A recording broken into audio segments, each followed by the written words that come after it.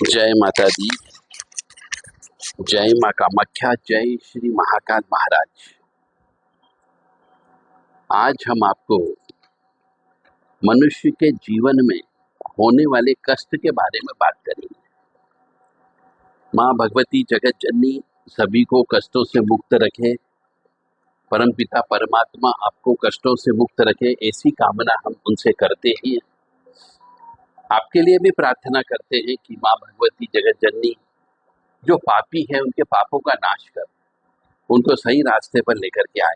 इसी भावना के साथ हम आपको हमारे सभी ऑडियो वीडियो भेजते हैं कि आप उनसे कुछ ज्ञान लेकर के अपने पापों का नाश कर सको, ताकि आपके जीवन में दुख की प्राप्ति न हो। तो कामाख्ये वरदे देवी नीलपर्वतवासिनी तम देवी जगत माता योनि मुद्रे नमस्तुते। कामाख्ये काम संपन्ने कामेश्वरी हर प्रिये काम नाम देहि में नित्यम कामेश्वरी नमस्तुते। ओम मृत्युंजय महादेव त्राहि मां शरणागतम जन्म मृत्यु जरा व्याधि पीड़ितम कर्म बंधने। ओम त्र्यंबकम यजामहे सुगंधिम पुष्टिवर्धनम उर्वारुक्मि बंधनान मृत्योर्मुक्षीमामृतात्। ये दो महामंत्र है, कोई भी व्यक्ति इनको जप कर सकता है और अपने पापों का नाश कर सकता है। अब हम चलते हैं पॉइंट पर कि पितृ दोष, जिसको हम गुरु श्राप भी कह सकते हैं, अब ऐसा क्यों होता है? बहुत से मनुष्यों के प्रश्न होते हैं, तर्क भी होते हैं, वितर्क भी होते हैं, कुतर्क भी होते हैं। तो पूर्व जन्म में अपने गुरु का अनादरण करने वाले, या फिर कह लीजिए पितरों का अनादरण करने वाले, या बड़े बुजुर्गों का अनादरण करने वाले, या उन व्यक्तियों का, गुरु का, पितरों का, बुजुर्गों का दिल दुखाने वाले, या ये कह लीजिए बुजुर्गों को अंतिम समय में प्यासा मार देने वाले।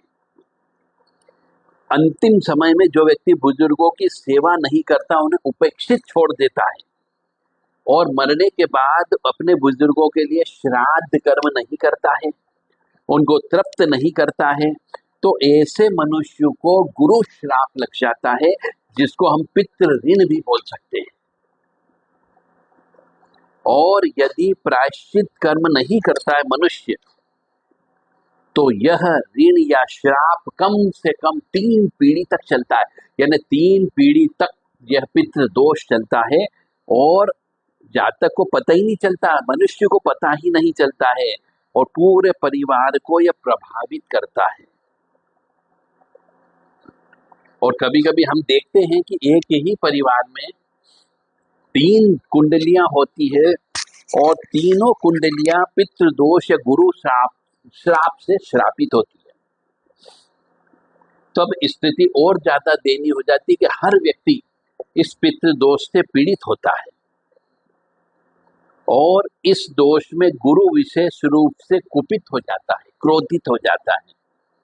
और जब पत्रिका का पूरा विश्लेषण करते तो पता लगता है गुरु दोष भी है, बुध भी पीड़ित अवस्था में बैठा है, शनि राहु भी उसमें कहीं न कहीं पे इन्वॉल्वमेंट हो जाता है।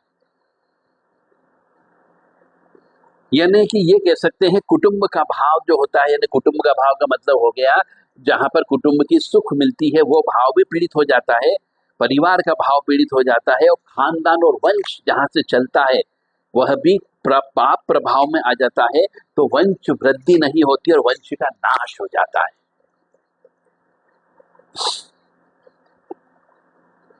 तो इस प्रकार से कई बार देखते हैं हम, जब कुंडली चेक करते हैं तो चंद्रमा भी पीड़ित अवस्था का मिल जाता है।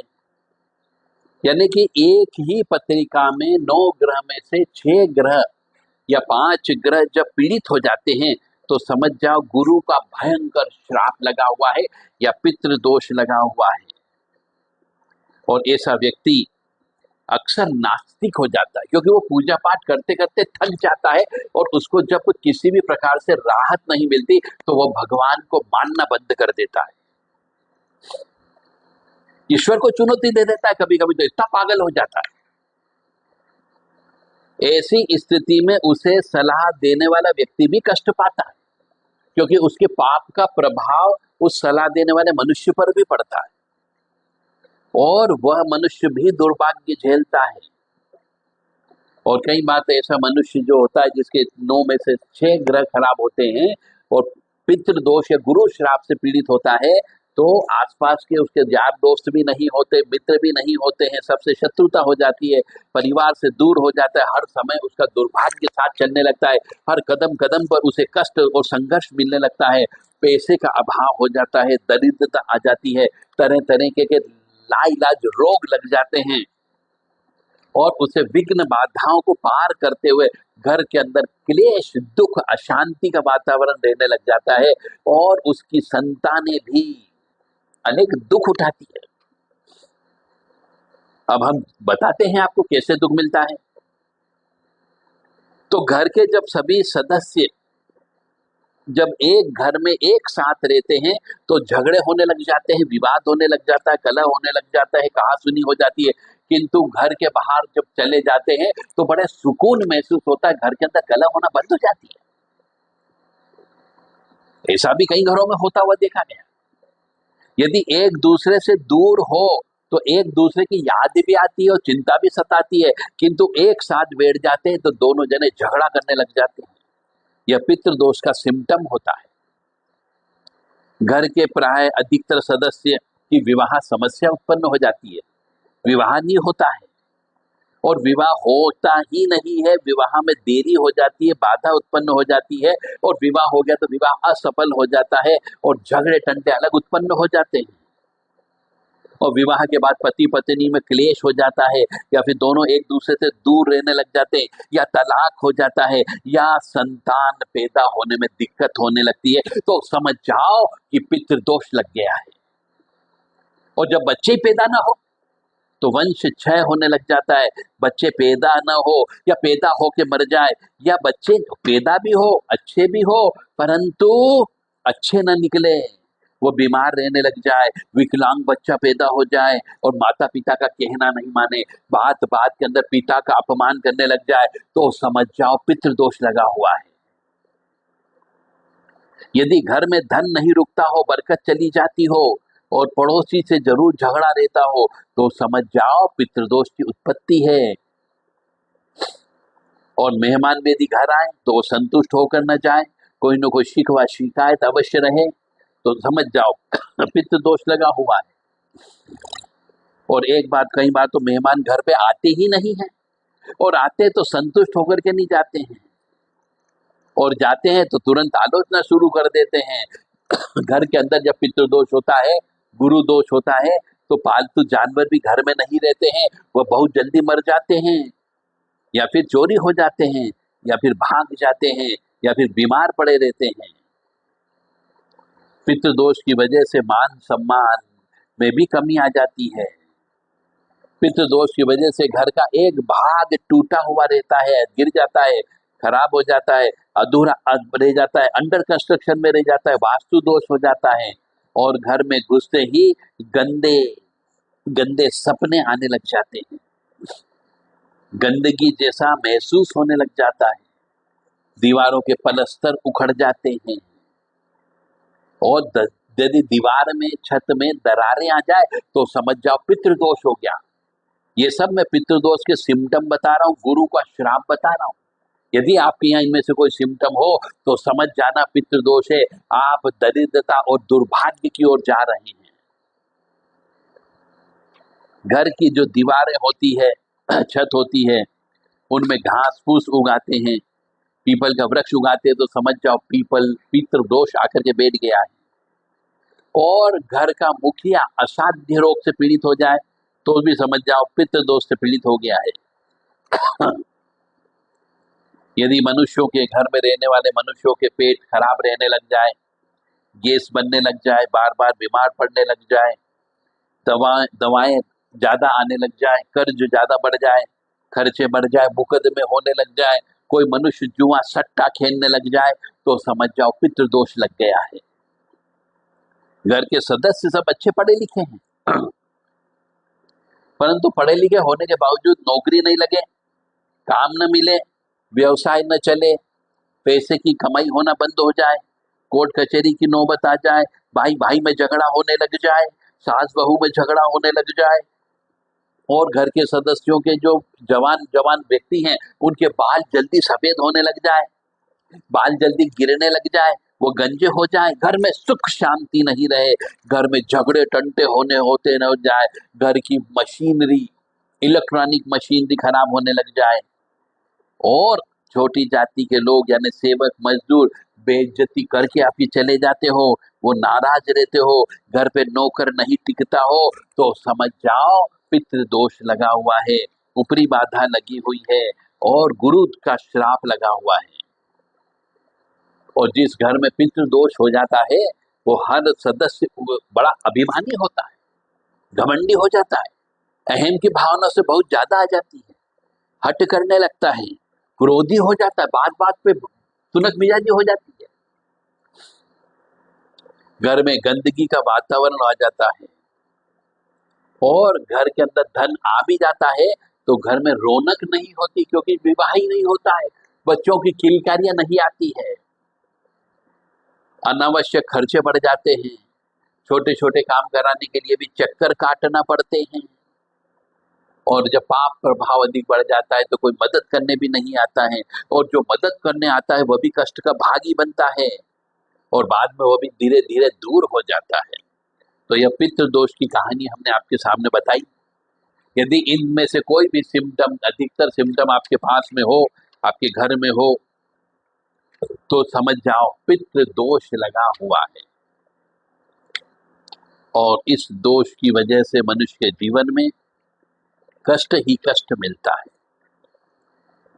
इन सब चीजों का उपाय भी है और सर्वोत्तम उपाय जो है वह है श्रीमद् भागवत कथा महापुराण कराना। टेम्पररी उपाय भी मैं आपको बोलूं, आप चाहे तो टेम्पररी उपाय भी करते रहिए, परंतु जो अल्टीमेट उपाय वो ये है कि पितरों के निमित्त, पितृ मुक्ति के निमित्त इस पापों का प्रायश्चित स्वरूप, परिहार स्वरूप जो पूजा होती है उसे पितरों की मुक्ति के लिए भागवत जी कराई जाती है गुप्त रूप से और उसके बाद में नारायण बलि का कार्यक्रम कराया जाता है। त्रिपिंडी श्राद्ध भी हो सकता है यदि ज्यादा समस्या हो तो। ये इसका पितृ दोष का और गुरु दोष का अल्टीमेटम उपाय है। अब इसके उपाय के लिए एक तो उपाय बता ही दिया हमने। यदि पुरुष व्यक्ति उस घर के अंदर उत्पन्न हो और कष्ट में हो, जैसे जो सिम्टम लगता हो, जिसको जैसा सिम्टम हो उसके अनुसार ऐसे मनुष्य को श्राद्ध कर्म करना चाहिए। हर अमावस्या को पितरों के निमित्त श्राद्ध करना चाहिए और मौनी अमावस्या के दिन तो उपवास रख करके विशेष तौर से श्राद्ध करके पितरों के निमित्त दान धर्म करना चाहिए।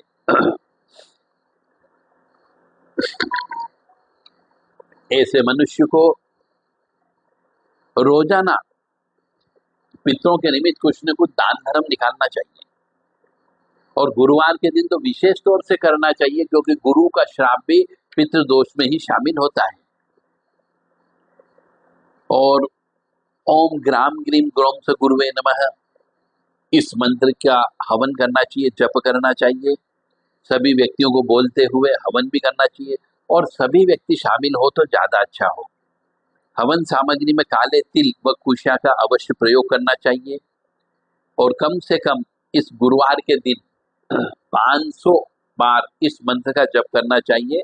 ओम ग्राम ग्रीम ग्रोम स गुरुवे नमः। पीपल के वृक्ष की पूजा करना चाहिए, केले के वृक्ष की पूजा करना चाहिए, काले तिल से तर्पण करना चाहिए और सभी सदस्यों को एक नारियल अपने ऊपर से 7 बार उतार करके बहते पानी में विसर्जन करना चाहिए। पितृदोष के यदि शांति चाहते हो तो भिखारियों को, कोढ़ी व्यक्तियों को दान देना चाहिए, पितृ कोढ़ियों को भोजन कराना चाहिए और पितरों से बार बार माफी मांगना चाहिए। ओम देवताभ्य पितृभ्य महायोगिभ्य एष नमः स्वधाय स्वाहाय नित्यमेव नमो नमः इस मंत्र का भी जप करना चाहिए।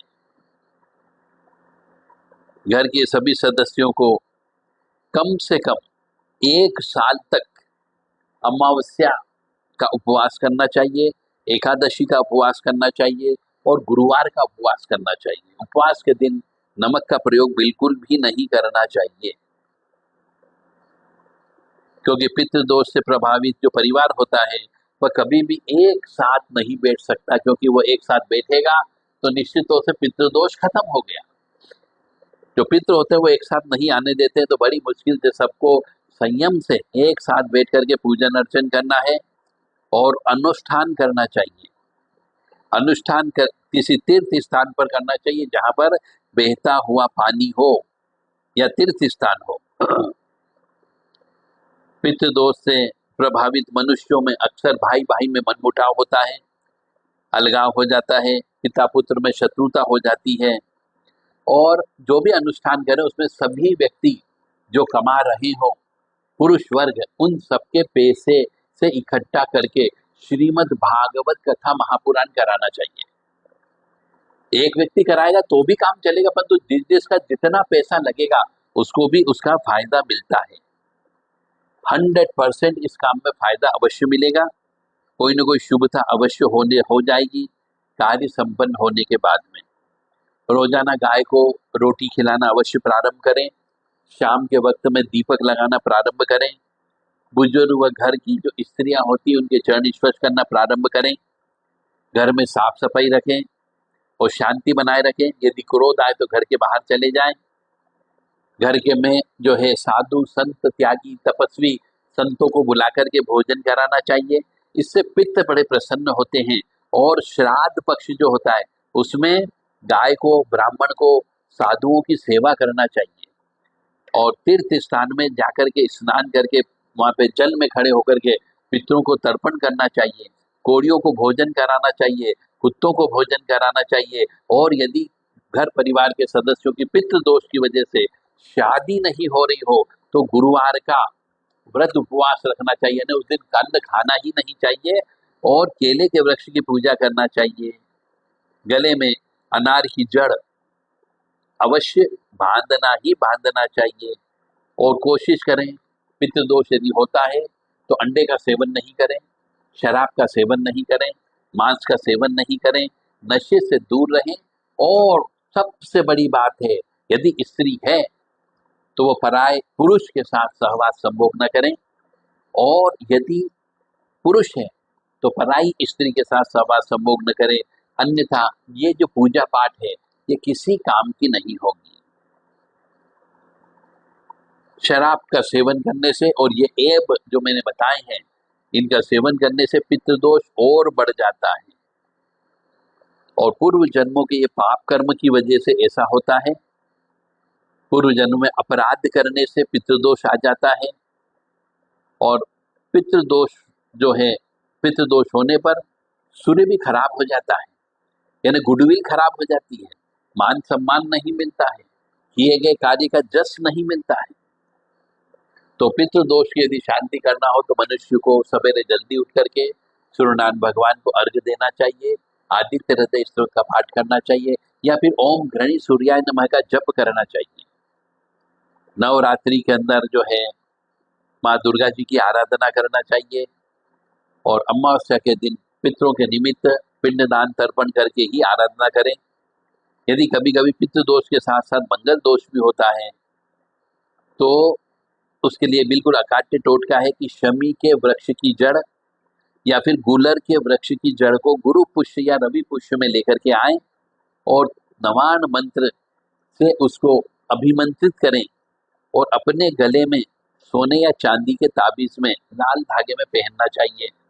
यदि किसी मनुष्य को ये शमी के वृक्ष की जड़ चाहिए जो गुरु पुष्य योग या रवि पुष्य में निकाली गई हो और उसको अभिमंत्रित किया गया हो, या गुलर के वृक्ष की जड़ चाहिए तो वह देव राधा ट्रस्ट सत्यवाणी चैनल के जो व्हाट्सएप नंबर हैं उन पे अपना संदेश देकर के प्राप्त कर सकता है उचित दक्षिणा के साथ में।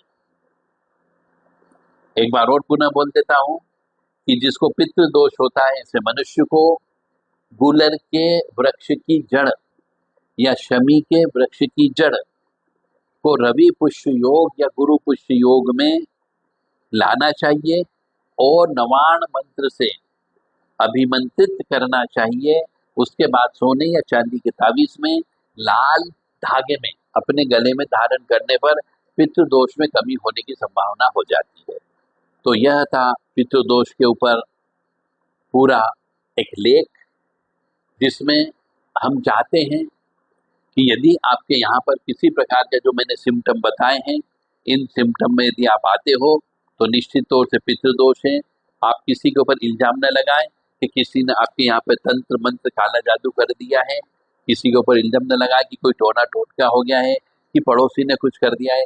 पहले आप अपने ही गिरेबान में झांक करके देखें, अपनी कुंडली चेक कराने कि कई कुंडली में 9 ग्रह में से 6 ग्रह या 5 ग्रह खराब तो नहीं है। यदि ऐसा है तो इसका मतलब है कि पितरों का श्राप लगा हुआ है। कई बार हमारे बड़े बुजुर्ग, पिताजी कह लीजिए, दादा कह लीजिए, परदादा कह लीजिए, ऐसे व्यक्ति रसिक मिजाज के कभी हुए हो और उनने कोई रखेल रखी हो या कोई प्रेमिका थी और उसको उचित मान सम्मान नहीं मिला हो और वो मर गए हो, तो ऐसे समय में भी पितृदोष लग जाता है। ऐसा हो तो इसका प्रभाव भी वो आज के जमाने में रहने वाले जो बच्चे होते हैं उनको भुगतना पड़ता है। इसका भी प्रायश्चित कर्म होता है। तो यदि आप प्रायश्चित कर्म करवाना चाहते हैं तो देव राधा ट्रस्ट सत्यवाणी चैनल से संपर्क कर सकते हैं। 9893128047, 7649862712 और देव राधा ट्रस्ट सत्यवाणी चैनल के द्वारा पितृदोष, कालसर्प दोष, नाग दोष, मंगल दोष और अमावस्या दोष, इन सब दोष के ऊपर एक किताब लिखी गई है। 5 दोष को मिलाकर के एक किताब लिखी गई है। आप चाहें तो ये किताब मंगा सकते हैं। किताब का नाम है जीवन में संघर्ष क्यों। अभी वर्तमान में इस किताब के ऊपर 1 सप्ताह के लिए स्कीम चल रही है। यह किताब आपको 500 रुपये में आपके घर तक पहुंचाई जा सकती है। किताब भी लिमिटेड मात्रा में अभी बची हुई है। जो व्यक्ति लेना चाहे ले सकता है। देव राधा ट्रस्ट सत्यवाणी चैनल के जो व्हाट्सएप नंबर हैं उन पर व्हाट्सएप करें, कृपया फ़ोन नहीं लगाएं।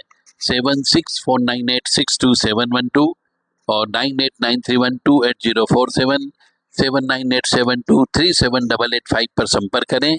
केवल व्हाट्सएप करें ताकि आपको ये किताब प्राप्त हो सके।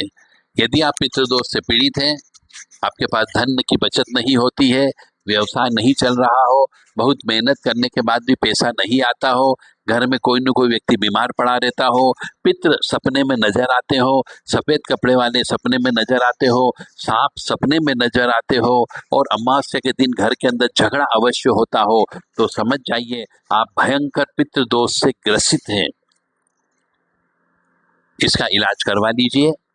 मेरी आपसे विनम्र विनती है कि आप पितरों के निमित्त, पितरों की मुक्ति के लिए श्रीमद् भागवत कथा महापुराण करवाएं, क्योंकि और दूसरे जितने भी पूजा है ये सब टेम्परेरी इलाज हैं। पैसा आपका इसमें भी खर्च होगा, टेम्परेरी इलाज कराने में भी, और भागवत जी में भी पैसा खर्च होगा, परंतु एक ही बार पैसा अच्छा खर्च करें और पितरों की मुक्ति प्राप्त करके आप खुश रहें और पितरों को भी अपने गंतव्य स्थान पर जाने के लिए प्रस्थान करें। यदि पितृ मुक्ति हो जाती है तो बड़े प्रसन्न होते हैं, क्योंकि वह भी इस प्रेत योनि से मुक्त होते हैं। जय माता दी, जय माँ कामाख्या, जय श्री महाकाल महाराज। यदि कोई व्यक्ति पितरों से ग्रसित हो और पैसा नहीं है तो ऐसा व्यक्ति भी ओम देवताभ्य पितृभ्य महायोगिभ्य च नमः स्वधाय स्वाहाय नित्यमेव नमो नमः। ओम देवताभ्य पितृभ्य महायोगिभ्य च नमः स्वधाय स्वाहाय नित्यमेव नमो नमः। इस मंत्र का जप कर सकता है। सुबह 1.5 घंटे जप करना है ब्रह्म मुहूर्त में, और शाम को भी दिन और रात के मिलन के समय पे 40 मिनट इसका मंत्र का जप करके घी का दीपक अवश्य लगाना है, ताकि पितृ प्रसन्न हो सके। जय माता दी, जय माँ कामाख्या, जय श्री महाकाल महाराज। माँ भगवती जगत जननी आद्य शक्ति भवानी आह्लादिनी शक्ति कष्ट निवारिणी दुख निवारिणी महिषासुरमर्दिनी चंडमुंड नाशिनी सिंहवाहिनी क्लेश नाशिनी पाप नाशिनी दुरितापहारिणी शत्रु संग विधारिणी आप सबको सुखी रखे, स्वस्थ रखे, प्रसन्न रखे, यश दे, कीर्ति दे और मान सम्मान प्रदान करे।